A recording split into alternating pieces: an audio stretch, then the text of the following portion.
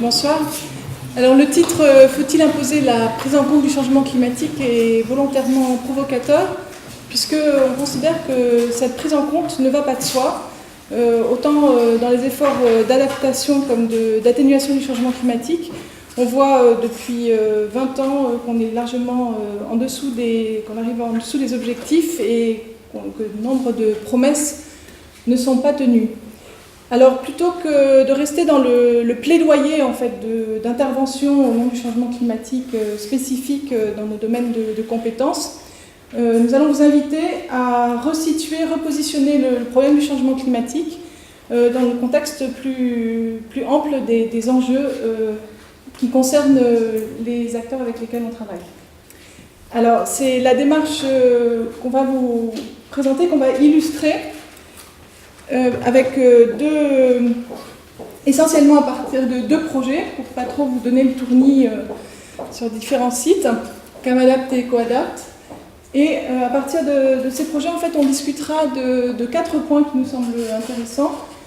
D'abord, la question de l'appropriation du problème du changement climatique, qui invite finalement à chercher la bonne entrée pour parler du changement climatique, et pas forcément d'emblée aborder le thème de l'effet de serre.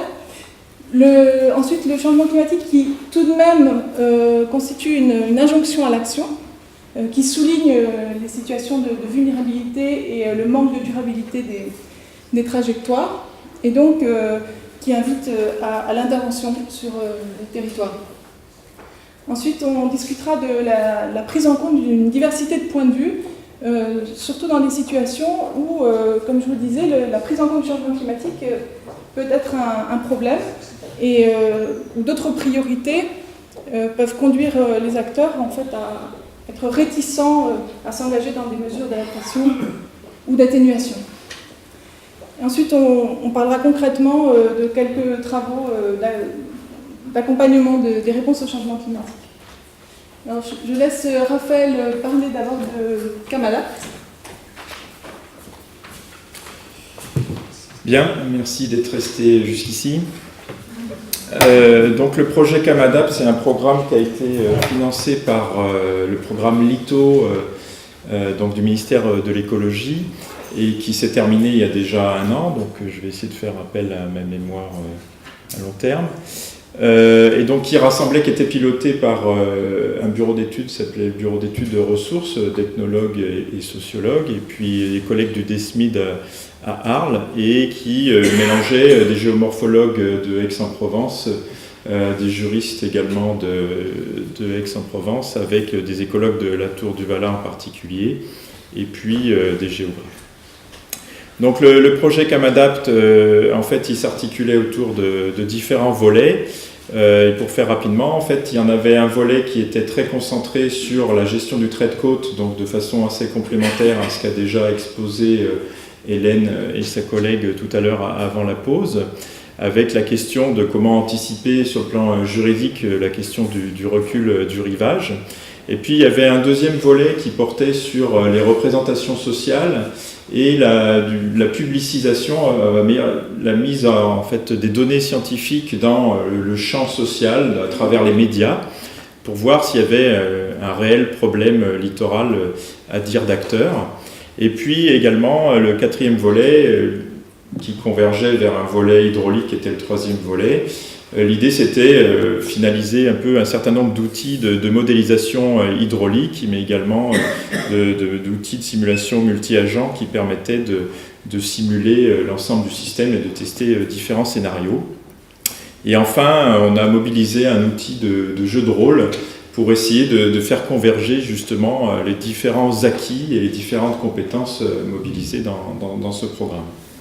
Donc nous, le prisme on a utilisé pour traiter de la question du changement climatique, la question de la gestion de l'eau dans la réserve biosphère de Camargue, qui est, j'ai pas mis de carte parce que j'imagine tout le monde est plus ou moins familier avec le grand delta du Rhône, donc entre un triangle entre, on va dire, Beaucaire au nord, le Gros du Roi à l'ouest, au sud-ouest, et puis Fos-sur-Mer au sud-est. Donc à peu près 150 000 hectares et une quinzaine de communes. Un territoire extrêmement valorisé pour la conservation de la nature. Donc si je vais directement aux principaux acquis de ce travail, en fait ça a surtout mis une nouvelle collaboration entre juristes et géomorphologues, une nouvelle collaboration en place, ce qui a permis de développer un outil juridique qui s'appelle l'outil MAREL. Donc au-delà du caractère infantilisant de cet acronyme, l'idée c'était d'accompagner en tout cas la réflexion sur le plan juridique. Comment on fait pour annoncer une bonne nouvelle aux propriétaires du rivage, comme ici, vous voyez ici à l'ouest de l'embouchure du Petit Rhône, où on a un recul du trait de côte de l'ordre quasiment de 2 km depuis la fin du 19e siècle. Et donc la bonne nouvelle étant annoncée de manière incrémentielle, puisque l'idée c'était de tester l'idée dans une première période de faire perdre le droit de vente ou de transmission des biens menacés par l'érosion littorale. Dans une deuxième temps, de perdre le droit de vente, de location, même si on pouvait rester propriétaire occupant. Et puis la troisième période étant simplement l'interdiction d'habitation et la perte de la propriété. Donc ça, c'était des éléments, évidemment, qui ont été discutés, mis en place par Marie-Laure Lambert, qui était aussi, je crois, dans le projet Solterre, piloté par Hélène, et dans le colloque annoncé par Hélène fin novembre. Le deuxième élément, c'était la grande innovation, on va dire, de ce projet-là, c'était que jusqu'à présent, il y avait des approches très sectorielles, c'est-à-dire on se concentrait sur l'érosion du trait de côte et sur la dimension littorale. Le littoral étant réduit à sa portion la plus congrue, même s'il doit y avoir une douzaine de définitions de ce que c'est que la zone littorale. Donc il faut savoir qu'en moyenne, on considère qu'il y a 50% de la population mondiale, un peu plus, qui se situe à moins de 100 km des côtes. Mais quand on fait une analyse par bande kilométrique, on s'aperçoit qu'en fait, c'est que 40% de la population mondiale qui est à moins de 30 km en fait, des côtes. Et donc là, l'enjeu, c'était surtout de discuter de la solidarité, certes territoriale, mais aussi écologique, entre justement l'amont et l'aval, mais aussi entre le littoral et l'arrière-littoral, en essayant d'intégrer les conséquences de cette littoralisation sur l'arrière-littoral et inversement. Donc différents outils de simulation ont été développés, Marocel, encore un peu infantilisant, mais qui est assez efficace. Et puis le troisième approche qui est assez intéressante aussi, de manière toute autre approche que Hélène a présenté, une approche quantitative, avec une enquête avec un grand nombre par questionnaire, un grand nombre d'individus interrogés sur Hyères ou sur le littoral Languedoc-Roussillon. Ici, c'était le choix d'une approche de type ethnologique, donc très qualitative, et qui a révélé à la fois une analyse également du discours dans les médias du changement climatique et de l'érosion littorale à l'échelle de la Camargue. Et en fait, ce que met en avant cette étude, c'est que finalement, dans le traitement médiatique, il y a une confusion entre, disons, on met en balance le scepticisme concernant les climato-sceptiques avec la montée du niveau de la mer et l'érosion littorale, donc une espèce de confusion du lecteur. Par ailleurs, il y a une espèce de catastrophisme qui rend chez le lecteur l'impression qu'il n'y a pas de capacité d'adaptation, donc il adopte une posture un peu fataliste. Et puis il y a un troisième élément qui est mis en avant à la fois dans les médias, mais également dans les réunions ou dans les entretiens qui ont été réalisés, c'est, on va dire, une espèce de perte d'autorité scientifique ou épistémique. Et en fait, il y a une espèce de conflit de paradigme entre le paradigme gestionnaire qui est la stratégie de retrait qui semble imposer un peu à tous, et chez les acteurs locaux, le paradigme en fait d'avoir le droit de maîtriser la nature et de contrôler très largement son évolution. Donc il y a un choc un peu des cultures qui va parasiter la dynamique, la prise en compte des différentes interdépendances, et puis qui va parasiter la prise en compte des incertitudes et qui va être instrumentalisée par différents lieux de pouvoir ou différents acteurs. Et donc l'idée, à la suite de tout ça, ça avait été essayer d'utiliser l'outil de jeu de rôle pour essayer de fédérer à la fois les différentes connaissances, les différents à la fois savoirs scientifiques, mais les savoirs empiriques des gestionnaires, les différents syndicats mixtes, les différents chargés de mission, mais également des acteurs locaux, à travers un jeu de rôle que vous voyez ici, une espèce de jeu de rôle, pas forcément informatisé d'ailleurs, qui était un plateau de jeu dont on verra des éléments plus tard. Voilà, donc ça c'était pour les résultats de Camadapt. Je passe la parole à Abigail pour les résultats de EcoAdapt. EcoAdapt, c'est un projet qui est encore en cours jusqu'en janvier 2016, qui a commencé en février 2012, sur l'adaptation basée sur les écosystèmes et une meilleure gouvernance de l'eau. En Amérique latine, 3 territoires de forêt modèle, avec le concept de forêt modèle qui est en fait pas forcément couvert de forêt, mais avec une composante préservation des ressources forestières et développement local. Donc les 3 sites sont en Bolivie, du côté ouest, en Chiquitani, au nord de l'Argentine, dans la province de Jujuy, et à l'est, centre-ouest du Chili, Alto Maipo. Donc ce sont 3 territoires qui ont en commun d'avoir une organisation de la société civile qui s'est créée, qui a une certaine légitimité, une autorité pas forcément formelle, sur un terrain et qui joue dans ce projet le rôle d'intermédiaire entre les chercheurs et les acteurs. Ils ont une capacité de pouvoir convoquer des acteurs pour réfléchir ensemble sur leur territoire et les dynamiques. Le projet a été présenté à l'Union européenne comme un projet d'adaptation et avec l'objectif d'améliorer la capacité collective d'adaptation au changement climatique en réduisant la vulnérabilité des territoires, en prévenant les conflits, notamment sur l'eau. Mais en fait, l'originalité de ce projet, c'est qu'il a relativement peu précisé en avance, ex ante, ce qu'il allait faire. C'est-à-dire qu'il y avait des objectifs un peu généraux et des principes qui restaient des principes sans vraiment définir ni précisément les objectifs, ni les outils, les approches. Et ça a été un pari qui a été gagné au niveau de l'acceptation, en tout cas de la Commission européenne, c'est-à-dire que le projet a été accepté, a été financé sur la base d'un engagement à un processus bottom-up depuis la base, plutôt qu'un engagement sur des résultats et des travaux scientifiques. C'est un projet de recherche-action. Alors voilà ce qu'on a fait. D'abord, on a commencé par caractériser le contexte socio-institutionnel dans lequel on pensait intervenir pour l'adaptation au changement climatique.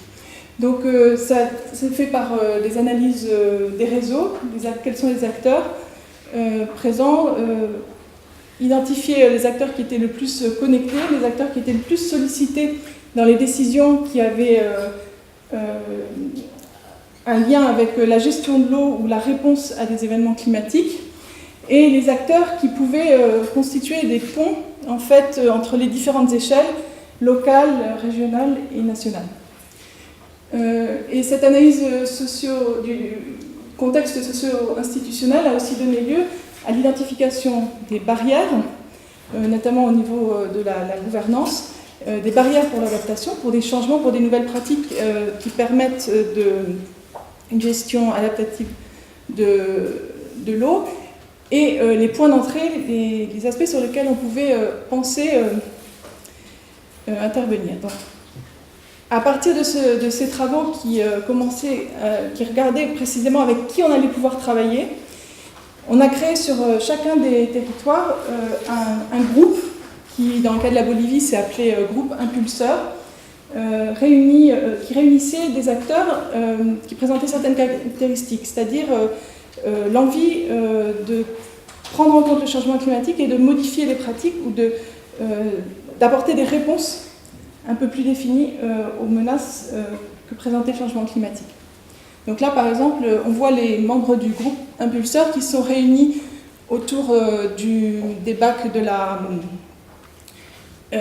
l'usine de traitement des eaux, qui est très simple là-bas. En fait, il s'agit de bacs à sable qui filtrent l'eau, et donc il faut changer de temps en temps. Et malheureusement, on les change avec du sable qui n'est pas beaucoup plus propre que celui qu'on enlève.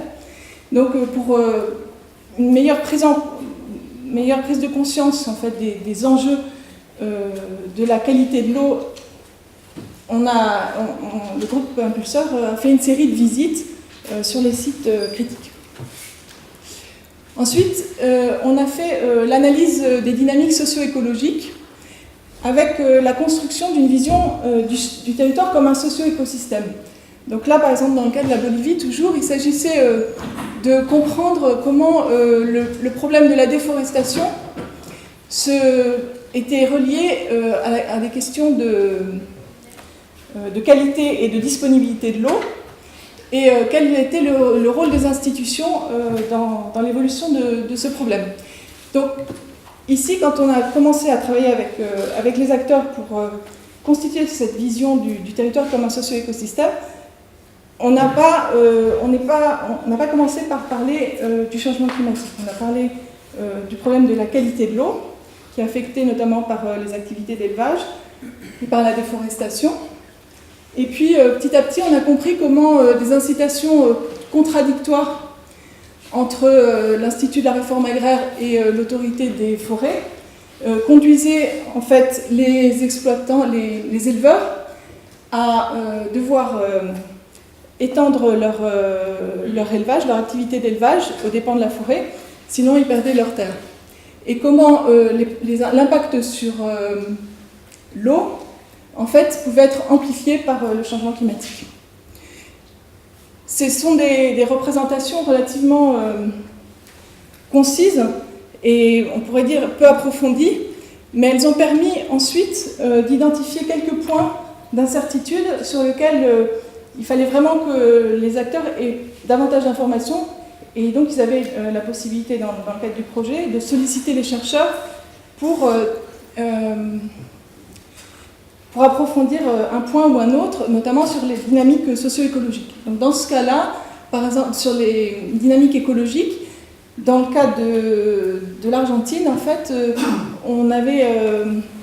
y avait un débat sur les processus d'eutrophisation de l'eau, du réservoir central pour l'eau potable, et donc comme tout le monde n'était pas d'accord si finalement l'eau était pire ou pas qu'avant, on a convoqué les chercheurs, une université locale qui a fait une analyse de la qualité de l'eau en remontant plusieurs décennies auparavant. Ensuite, une fois qu'on avait un peu fait l'état des lieux, des connaissances disponibles et de ce qu'il fallait encore savoir, un ensemble de mesures d'adaptation ont été identifiées et évaluées. Elles ont été évaluées par rapport à dans quelle mesure elles répondaient aux objectifs d'adaptation qui étaient discutés sur le terrain, et en fonction de critères d'urgence, de conditions favorables à l'adoption, etc.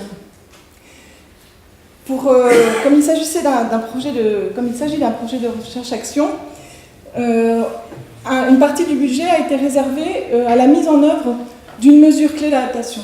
C'est-à-dire que l'idée, ce n'était pas simplement de faire un plan pour les 20 ou 30 ans à venir, mais déjà de commencer et de tirer les leçons de ce qu'on pouvait faire aujourd'hui, dans quelle direction, avec quels moyens. Donc, par exemple, dans le cas du Chili, on a fait le projet a financé une opération de reforestation avec des espèces natives, en particulier dans les écoles. Et puis enfin, une stratégie d'adaptation, donc au-delà d'une mesure concrète, un ensemble de mesures avec un calendrier et la recherche de financement.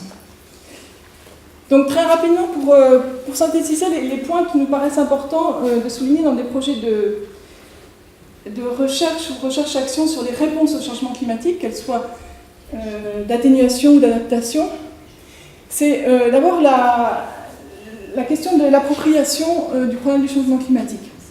Comme je vous disais, on voit que certaines réponses au changement climatique sont bien en deçà des objectifs, voire en contradiction. Par exemple, quand on pense au développement des biomasses énergie, on voit que ce n'est pas toujours une mesure d'atténuation quand elle conduit à une plus grande pression sur les forêts, même indirecte. Et puis on voit des inerties, des controverses, toute cette incertitude qui n'est pas vraiment prise en charge sur l'impact du changement climatique auquel on s'adresse, mais aussi sur la portée des réponses. Parce que finalement, reforester, ça va vraiment permettre de s'adapter au changement climatique, dans quelle mesure? Donc, En fait, il y a un gouffre là, enfin une brèche plutôt, qui peut se transformer en gouffre sur la pertinence des efforts d'adaptation et d'atténuation, et finalement qui fait qu'on peut se trouver dans de nombreuses situations où le changement climatique, c'est pas vraiment le problème. On a d'autres priorités, notamment dans des pays comme la Bolivie, avec des dynamiques très fortes sur des dynamiques démographiques, de changement d'usage des sols. Donc le changement climatique, on verra plus tard. Et on peut même bloquer la situation par le changement climatique, par exemple en s'adressant aux éleveurs qui savent très bien qu'ils sont des émetteurs de méthane, et que si on vient leur parler de changement climatique ou leur proposer de travailler sur le changement climatique, on va commencer par leur reprocher les émissions de méthane. Donc, avec ce constat que le changement climatique n'est pas toujours la meilleure entrée en matière, on a d'abord travaillé sur l'identification d'une problématique qui puisse vraiment réunir les acteurs plutôt que de commencer par les diviser. Ensuite, évidemment, il s'agissait de faire le lien avec le changement climatique. Pas simplement parce que le financement est un financement sur le changement climatique, mais vraiment parce que on voit que le changement climatique constitue une injonction à l'action avec des extrêmes climatiques qui exacerbent des problèmes, qui soulignent des situations de vulnérabilité. Et puis, la répétition de ces événements climatiques qui en fait interrogent sur les capacités futures d'adaptation, qui révèlent des possibles seuils, puisqu'on s'adapte à un événement exceptionnel une fois, deux fois, tant bien que mal, et puis la troisième fois, il n'y a vraiment plus de possibilités. Donc, le changement climatique reste pertinent comme thème pour positionner l'action et réduire l'attente passive. Il s'agit alors de mieux comprendre les dynamiques territoriales et de questionner les choix de développement. Le troisième point, c'est de prendre en compte la diversité des points de vue. Tout le monde est concerné par le changement climatique, mais pas de la même façon. La prise de conscience sur le changement climatique aussi diffère d'un acteur à l'autre.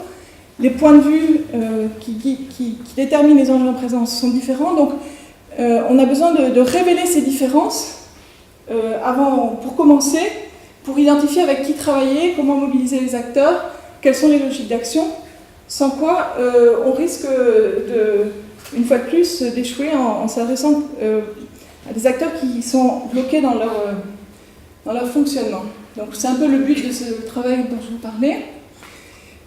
Et l'accompagnement, donc en quoi il consiste ? Il consiste à impliquer les acteurs sur des objectifs réalistes et atteignables, donc pas simplement leur parler du futur, mais leur parler de ce qu'ils pourraient faire déjà maintenant. Et pour ça, on voit qu'il est intéressant d'ancrer les propositions dans une bonne compréhension de ce qui s'est fait jusqu'à présent. Par exemple, quand on a fait des profils historiques sur l'évolution des systèmes agroforestiers en Amérique centrale, on a vu comment se reliaient en fait les événements à différentes échelles et comment la trajectoire de développement local, loin d'être linéaire, en fait faisait se répéter un petit peu l'histoire sur des questions, par exemple d'épuisement des ressources et puis de reconstitution ou restauration. Deuxième point, donc intégrer les enjeux du changement climatique dans les dynamiques territoriales. Donc ça, c'est vraiment ce dont parlait Raphaël, avec la modélisation qui est un support essentiel pour le décloisonnement des disciplines. Donc ça peut être modélisation via un jeu de rôle, ça peut être aussi une représentation du socio-écosystème, faite le plus possible avec les acteurs, avec qui on veut créer une arène, inciter à l'action et à l'apprentissage. Donc ça suppose l'intervention d'anthropologues ou de sociologues qui puissent accompagner le processus aussi avec des outils ou des démarches comme l'observation participante, qui permettent de voir mieux quels sont les rapports de force en présence, quels sont les rôles des institutions et comment savoir, pouvoir, action sont reliés. Donc finalement, élaborer des réponses en fonction des points de vue et des projections. Donc non pas comment un scientifique dans son bureau considère différents scénarios de changement climatique, mais vraiment comment eux se projettent par rapport à leur fonctionnement actuel.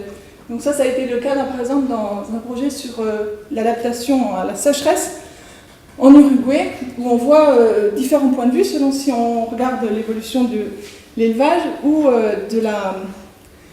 du bétail. Chaque fois, donc, considérer les alternatives, évaluer d'un temps long et avoir à l'esprit qu'il n'y a pas de réponse univoque, simple, que les scénarios doivent être débattus parce que tout le monde n'a pas la même façon de se projeter dans l'avenir.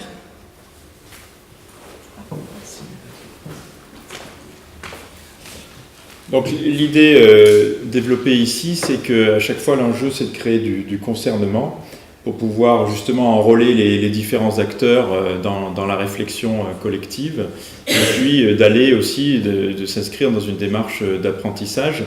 Et donc l'enjeu c'est de créer du concernement, donc modifier les relations que les différents individus, enfin les différents acteurs pris individuellement ou collectivement ont avec les objets de l'environnement qui sont amenés à changer avec le changement climatique, mais dans un contexte de mondialisation et de changements globaux. Et puis également de discuter de leur relation à la décision, c'est-à-dire du coup de la question de la gouvernance, comment on met en place des modalités de gestion notamment adaptatives. Donc l'idée c'est peut-être aussi si on arrive à la conclusion, je vois certains souffler, l'idée c'est que en fait le point de vue défendu ici, c'est que vu la somme d'incertitudes qu'on a vues toute la journée, quels que soient les outils mobilisés depuis ce matin, l'idée c'est d'arriver à trouver une bonne entrée pour mettre les différents acteurs en capacité réflexive pour traiter du changement climatique, mais en même temps traiter souvent d'autres problématiques, puisque bon, on sait très bien depuis les travaux de sociologie que de poser des questions environnementales, c'est tout de suite poser des questions de rapport de force, de pouvoir et de gouvernance. Et donc l'idée c'est d'avoir une approche très contextualisée. On l'a vu avec la présentation des collègues du GRED, de l'importance de la connaissance située et des contextes locaux du fait des trajectoires et de la dépendance au chemin à chaque fois. L'autre élément, c'est évidemment faire le lien avec les enjeux du développement. Donc on a vu que les objectifs étaient sortis il y a peu, en tout cas sont médiatisés depuis quelques jours. Donc on a vu que le financement des objectifs du développement durable faisait partie des objectifs. Mais l'enjeu ici, c'est essayer évidemment d'avoir une approche systémique et donc d'adopter pour nous une approche à la fois des dimensions sociales, écologiques, systémiques et économiques systématiquement. Et donc d'être assez intégratif, et c'est pas parce qu'on raisonne à l'échelle d'un système socio-écologique que du coup, au contraire, c'est qu'on va négliger les causes. On a oublié d'enlever les gros mots de cette diapositive, mais enfin les causes directes ou indirectes lointaines. Au contraire, des fois, l'approche système permet de mieux les préciser, de voir leur intensité. L'approche également, l'enjeu via les différents outils participatifs que sont la modélisation, c'est vraiment d'essayer d'avoir une approche qui soit plus que pluridisciplinaire, qui soit réellement interdisciplinaire, et c'est surtout d'enrichir le dialogue avec le monde de la décision. Et enfin, l'idée évidemment, notamment avec la simulation, c'est de travailler sur les dynamiques et le temps long. Et donc là, l'idée c'est d'aller vers une gestion adaptative, d'être capable de poser explicitement les hypothèses, éviter les boîtes noirisation quelquefois un peu abusives par souci de simplification des messages et des discours des uns et des autres, et au contraire essayer de poser noir sur blanc sur la table les hypothèses des différentes modélisations pour que chacun puisse en apprécier l'importance et en apprécier les conséquences sur les simulations, les résultats et sur l'incertitude qui est donnée pour mieux penser ensemble l'évolution des territoires. Donc l'idée évidemment à travers tous ces exemples-là issus de ces différents projets, un peu une analyse critique, c'est d'essayer aussi de garder toujours une analyse critique lorsqu'on met en place ce genre d'approche, notamment par rapport à la nuance entre adaptation et transformation du système, notamment par rapport à la place des jeux de pouvoir, on l'avait mentionné par exemple dans le cas de la Camargue. Et puis l'idée c'est d'essayer de sortir un peu de cette logique de projet qui a été mentionnée, on est tous soumis à des projets. Et le drame des logiques de projet, c'est souvent qu'il n'y a pas de stratégie de sortie et qu'il n'y a rien qui se passe à la fin du projet. Et donc l'enjeu, c'est vraiment de s'inscrire dans une dynamique d'apprentissage permanent et donc faire passer le message que, en fait, une gestion adaptative, c'est accepter l'idée d'un apprentissage permanent et donc du coup de créer, de mettre en capacité les acteurs à se gérer eux-mêmes et à gérer les territoires, même si les changements globaux peuvent donner l'impression qu'il n'y a aucun levier local pour résoudre les problèmes. Voilà ce qu'on pouvait dire. Je crois qu'on a été dans les temps, non ? Merci.